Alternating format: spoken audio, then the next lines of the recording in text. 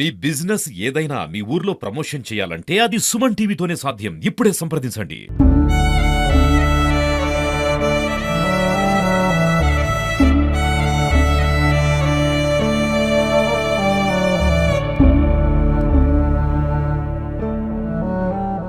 Hi, hello, నమస్తే. Welcome to Suman TV.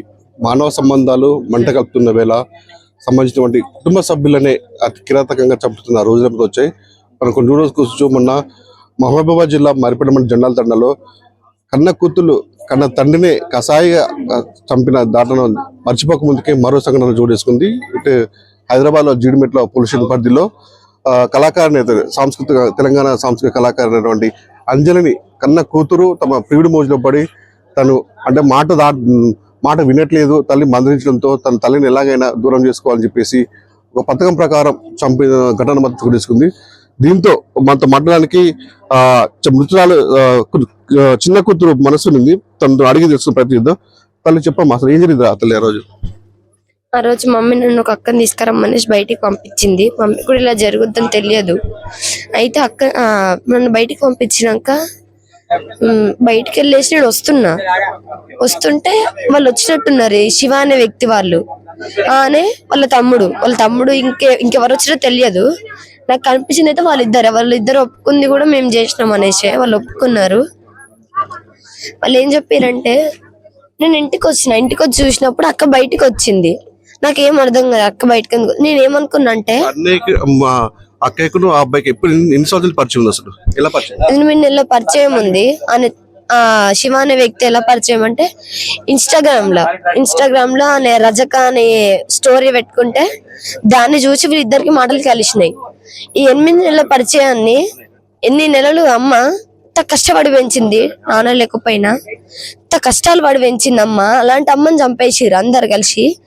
అసలు నేను ఆ రోజు వచ్చినప్పుడు అక్క బయటకు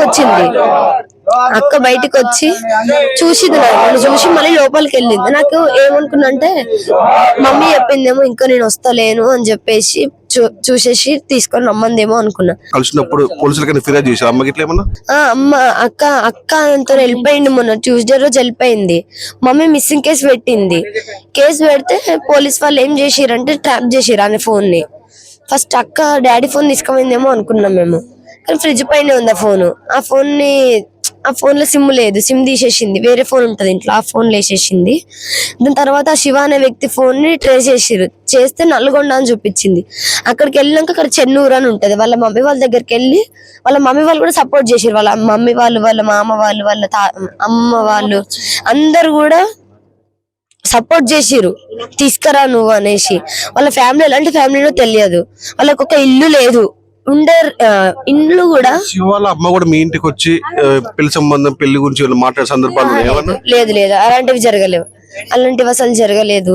మమ్మీ అసలు అనే గురించి తెలియదు మాకు. అసలు నిజం పేరు శివనేనా కాదా అది కూడా తెలియదు. అని ఏ క్యాస్టో కూడా తెలియదు. అసలు వాళ్ళకి ఏం రైట్స్ ఉన్నాయని చంపేసారు మా మదర్ ని. ఇప్పుడు మా మమ్మీ ఏం అన్యాయం చేసింది వాళ్ళకు? మా అక్కని వాళ్ళు తీసుకుపోయారు కాబట్టి మమ్మీ మిస్సింగ్ కేసు పెట్టింది.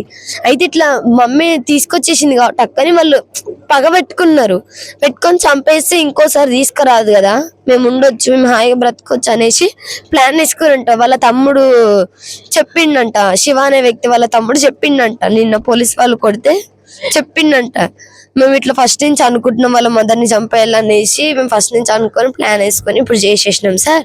వాళ్ళ పెద్ద కూతురు కూడా మాకు సహకరించింది. అట్లనే వాళ్ళ కూతురు బయటకు వెళ్ళింది అనేసి మేము వచ్చి అట్లా జరిగిపోయింది సార్ అని చెప్పినాక సార్ వాళ్ళు లోపల వేస్తే ఇట్లా కాలు మీద కాలు వేసుకొని కూర్చున్నాడు.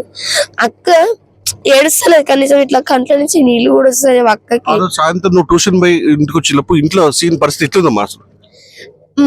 నేను ఫస్ట్ డోర్ వేసాను ఇట్లా దగ్గరికి. మామూలుగా అంటే లాక్ కూడా ఏం చేయలేరు, మామూలుగా ఇట్లా వేసేసారు. 2 డోర్లు క్లోజ్ చేసిరు. అయితే అక్క ఏమైందో అనేసి అంటే ఏం తెలియనంటూ డోర్స్ తీసింది. డోర్స్ తీసి నాకు స్మెల్ వచ్చింది. ఈరోజు మండ కదా, ఎగ్ స్మెల్ ఎందుకు వస్తుంది ఇంట్లో, ఏమైంది అసలు? మమ్మీ అన్న. మమ్మీ ఉంటే బయట ఉంటుంది, లేకపోతే బెడ్రూమ్ లో ఉంటది. మమ్మీ అసలు కనిపిస్తలేదు మాకు, ఎక్కడ కూడా మమ్మీ కనిపించలే. నాకు ఫస్ట్ ఏమైంది తెలియలే.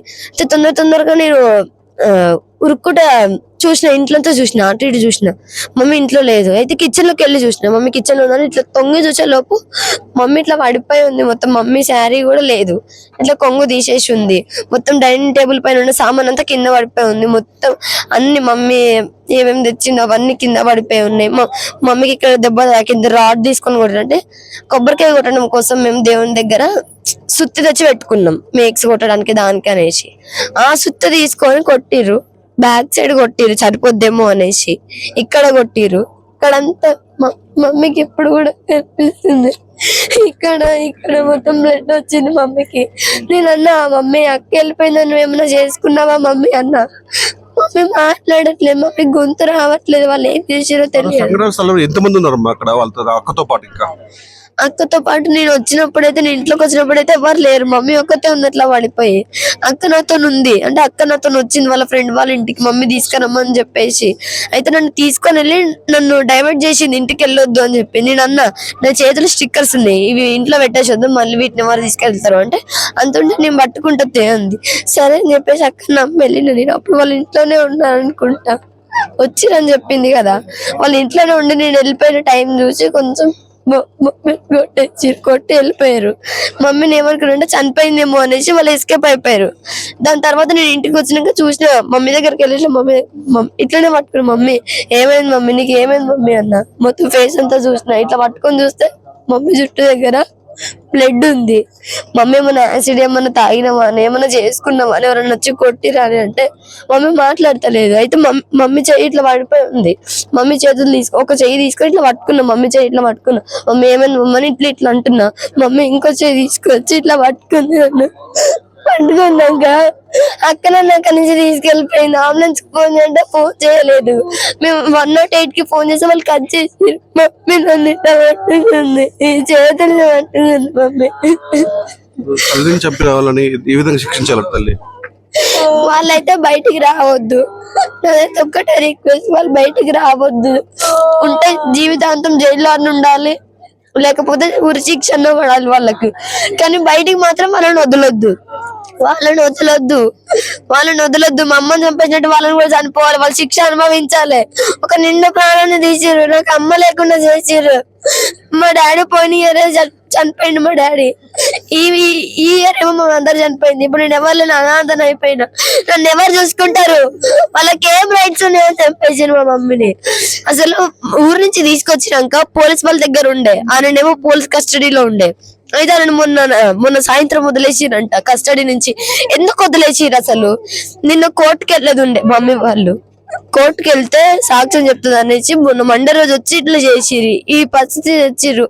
మేము ఇప్పుడు మొత్తం నాకు ఏం ఎలా అర్థమైతలేదు. మమ్మీ కొనువు పెడతా ఉంటే కూడా మమ్మీ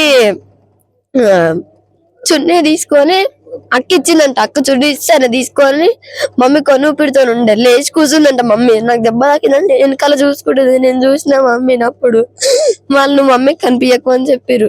అయితే నాకు భయమైంది, నిజంగా వాళ్ళు చెప్పినట్టు ఏమన్నా అయిద్దేమో అనేసి.